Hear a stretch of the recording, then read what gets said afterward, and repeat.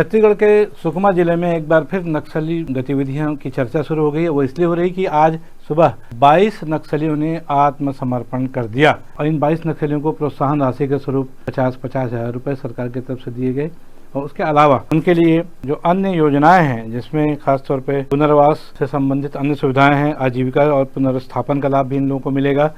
आपको बता दें कि इन 22 नक्सलियों में से एक महिला नक्सली भी शामिल है। अगर हम इनके स्तर की बात करें तो इसमें मिलिशियन कमांडर जो हैं वो भी है शामिल है, आरपीसी मिलिशिया सदस्य है, जंगल कमेटी सदस्य है, कृषि कमेटी अध्यक्ष है, DA-KM पदाधिकारी हैं, जनताना सरकार से जुड़े हुए सदस्य हैं और ये सभी जो है अलग अलग पंचायतों और थाना क्षेत्रों में सक्रिय थे। देखा जाए तो ये ज़मीनी स्तर के नक्सली थे। इसको इनके सरेंडर के बाद से ये माना जा रहा है कि माओवादी संगठन का जो ज़मीनी संरचना है इसका अहम हिस्सा थे। तो निश्चित रूप से जो अंदरूनी इलाके में जो नक्सली सक्रिय हैं, जो कि वहाँ की जो भौगोलिक जानकारी रखते हैं और पल पल की खबर रहते हैं, गांव वालों से उनके अच्छे संबंध रहते हैं, तो ये नक्सलियों के लिए बहुत ही लाभकारी हुआ करते थे, इनके समर्थक हुआ करते थे। फायदे का सौदा होता था नक्सलियों के लिए इनकी जो मूवमेंट्स रहती थे। बहरहाल 22 लोगों ने सरेंडर कर दिया है, जिसमें एक महिला नक्सली, जैसा मैंने अभी बताया आपको। और इसकी वजह क्या हो सकती है? तो वजह यह है कि खासतौर पे कि पिछले लगभग साल भर से जो नक्सली गतिविधियों के खिलाफ जो एंटी नक्सल मूवमेंट चल रहा है, लगातार नक्सल विरोधी अभियान चलाए जा रहे हैं, नए सुरक्षा कैंपों की स्थापना जगह जगह की जा रही है। सुदृढ़ सड़क मार्ग, मतलब सड़कों की जो व्यवस्था बस्तर में पहले खराब हुआ करती थी, अब वो टॉप क्लास की हो गई है आवाजाही में। उसके अलावा विकास कार्यों की जो बढ़ती पहुंच है लगातार, चूँकि सड़क की यातायात व्यवस्था बहुत अच्छी हो चुकी है, इसलिए विकास कार्य भी लगातार अंदरूनी क्षेत्र में पहुंच रहे हैं। माओवादी संगठन का प्रभाव इन सभी कारणों से कमजोर होता जा रहा है और यदि कहा जाए कि अंदरूनी और अति संवेदनशील इलाके जो इंटरनल एकदम डीप में जो रहे हुए हैं, वहाँ पर जो है मिलिट्री कैंप की स्थापना पिछले कुछ महीनों में या एक आध सालों में जो हुई है, उसकी वजह से ख़ासतौर पे नक्सलियों पर दबाव पड़ा है और फिर उस दबाव की वजह से ही देखा जाए तो ये आत्मसमर्पण जो आज का हुआ उसका एक महत्वपूर्ण कारण माना जा रहा है। जो प्रशासनिक अधिकारी हैं उनके अनुसार इस आत्मसमर्पण की जो आज कार्रवाई हुई है उसमें जिला पुलिस बल के जो सदस्य हैं उनकी भूमिका, DRG की भूमिका, RFT जो रेंज फील्ड टीम है जो जगदलपुर की, के सदस्यों की भूमिका, CRPF के विभिन्न बटालियन, कोबरा बटालियन जो लगातार उस इलाके में सक्रिय थी, सुकमा में खास तौर पे, इन सब लोगों की बहुत ही अहम भूमिका रही, जिन्होंने आज 22 नक्सलियों को आत्मसमर्पण करने के लिए मजबूर कर दिया। 17 फरवरी 2026 को जिला सुकमा पुलिस के समक्ष 22 नक्सलियों ने आत्मसमर्पण किया है, जिसमें 21 पुरुष एवं एक महिला नक्सली सम्मिलित हैं। ये मुख्य रूप से पिद्दा, बुड़कल, RPC, वेडमा RPC, मोरपल्ली, गुंडेगास, गोगुंडा इन क्षेत्रों में सक्रिय थे। जिला सुकमा पुलिस और अर्धसैनिक बल CRPF के द्वारा लगातार संचालित किए जा रहे नक्सल विरोधी अभियान और सुदूर अंदरूनी क्षेत्रों में सुरक्षा कैंपों की जो स्थापित किए जा रहे हैं और साथ में हमारी जो पूना मार्गम आत्मसमर्पण पुनर्वास की नीति है उससे प्रभावित होकर इन क्षेत्रों से ये समर्पण हुए हैं।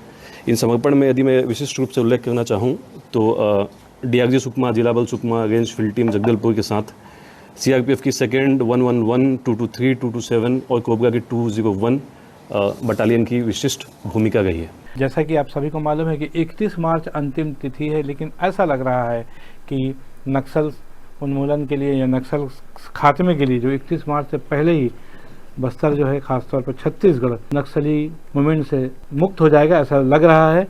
अब हम आपको बता दें कि ये ऐसे कौन से नक्सली जिन्होंने आत्मसमर्पण किया है। तो अभी तक जो लिस्ट हमारे पास सामने आई है उनके अनुसार गोंचे हुंगा है जो DRG मिलिशिया कमांडर है, उसके अलावा मड़कम बंडी है, RPC मिलिशिया सदस्य है, माड़वी हांडा है, RPC मिलिशिया सदस्य ये भी है, मड़कम नंदा है, RPC मिलिशिया सदस्य है, मड़कम रामा और मड़कम सोमड़ा ये दोनों RPC मिलिशिया सदस्य हैं। इसके अलावा मीडियम आयता है, RPC जंगल कमेटी के अध्यक्ष, मड़कम चैतू RPC मिलिशिया सदस्य और माड़वी डूंगा ये भी RPC मिलिशिया सदस्य। इसके अलावा लक्ष्मी मुचाकी एकमात्र जो महिला नक्सली है जो है वो KAM सदस्य रही है। गोंचे उर्फ मड़कम डूंगा और माड़वी दूला ये दोनों मिलिशिया RPC मिलिशिया सदस्य रहे हैं। इसके अलावा कुंजाम केसा RPC कृषि कमेटी के अध्यक्ष, वेंको विज्जा पंचायत मिलिशिया सदस्य, वेंको हड़मा पंचायत मिलिशिया सदस्य, और मुचाकी सुक्का जनताना सरकार के उपाध्यक्ष, माड़वी जोगा आरपीसी DAKMS सदस्य, मरकम पांडू आरपीसी DAKMS उपाध्यक्ष, नुप्पा देवा आरपीसी मिलिशिया सदस्य, भोगाम दसरू उर्फ सोना आरपीसी मिलिशिया सदस्य और सलवम लखमा ये भी आरपीसी मिलिशिया सदस्य के अलावा अंतिम नाम जो है जगत उर्फ मुचाकी भीमा आरपीसी DAKMS सदस्य। ये 22 नाम है कुल मिलाकर के जिन्होंने आज आत्मसमर्पण किया।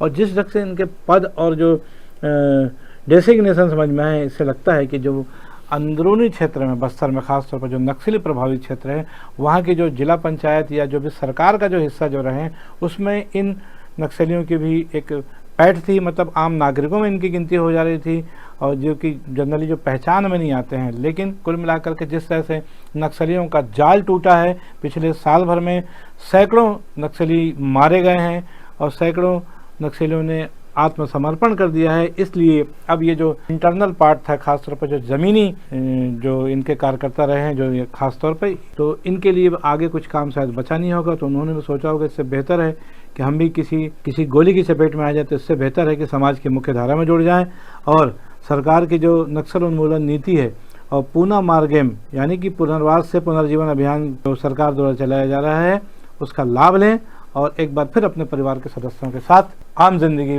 गुजर बसर करें। और शायद इसी सोच के साथ आज 22 नक्सलियों ने सरेंडर किया है। अब देखना है कि क्या 31 मार्च से पहले छत्तीसगढ़ नक्सल मुक्त हो पाएगा। इस खबर में आज के लिए बस इतना ही। मैं हूं BD निजामी और आप देख रहे हैं न्यूज़ T20। नक्सलियों के सरेंडर से संबंधित यह खबर आपको कैसी लगी, इस पर अपनी राय अवश्य दें। खबर को लाइक करना ना भूलें और चैनल को सब्सक्राइब करना भी। कल फिर मिलेंगे किसी खबर या विश्लेषण के साथ, तब तक के लिए दीजिए इजाज़त। जय हिंद, जय भारत, जय छत्तीसगढ़।